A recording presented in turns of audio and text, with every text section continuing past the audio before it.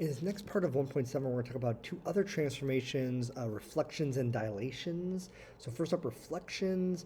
You're going to basically flip over a line of reflection. Typically, the x or y axis is what we're going to look at right now. It does not change the shape or the size, so it's the same picture, it's just been flipped. When a parent function has been multiplied by -1 on the outside, that's going to be a reflection over the x-axis, versus when we multiply directly to the variable, if we do an x directly on the a negative sign directly on the x, then it reflects over the y-axis.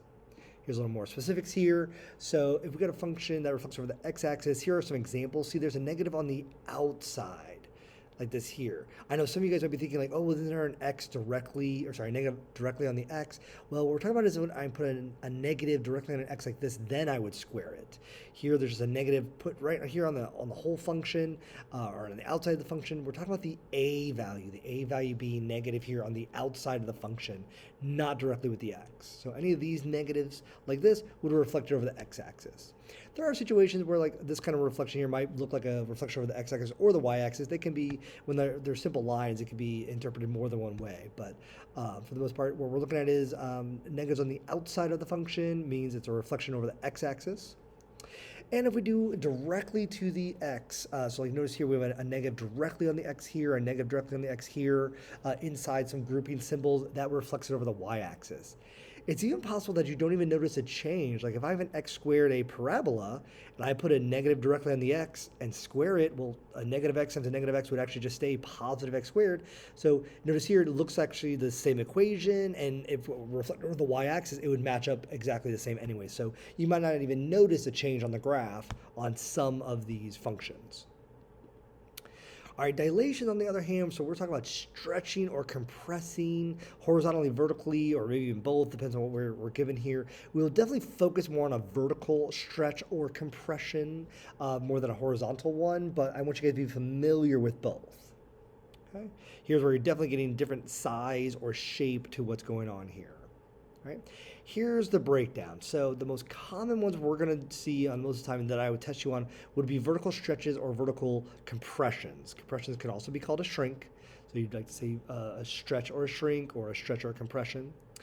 If that a value in front is bigger than 1, so we're talking about like, 5, 10, 100, something out in front is bigger, it's going to stretch it. And it's going to stretch like away from the x-axis. So we just think about grabbing these ends of the parabola and pulling them up, stretching them up. Versus compression is going to be a smaller number, something between 0 and 1, like 1/2 or 3/4 or 0.1. So something like this here would compress it down towards the x-axis, or kind of like pushing it down. You can see here on each of these, the red is the original x squared, the blue is the new one. The blue is the new transformation. Horizontal are kind of annoying. It's when you have something multiplied directly to the x. So if that's actually a bigger number, it actually results in a compression.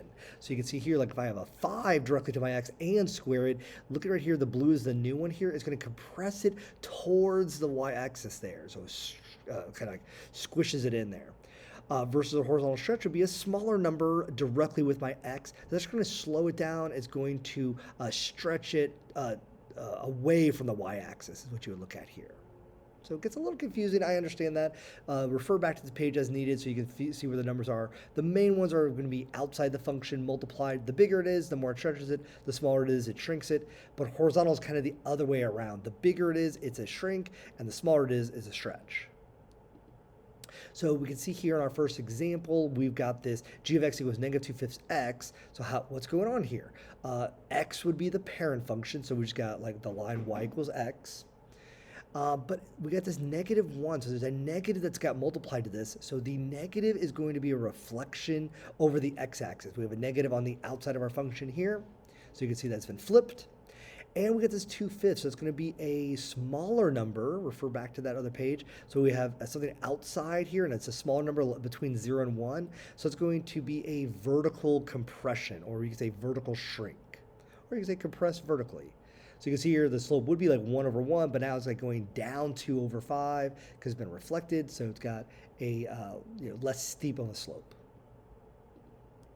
In this example here, we've got an x squared, so we know it's going to have a parabola. So here's our original x squared, but they put this negative 2.5. Okay, so first of all, the fact that there's a negative sign there, the negative sign does its own thing that's directly to my x, so that's a reflection over the y-axis.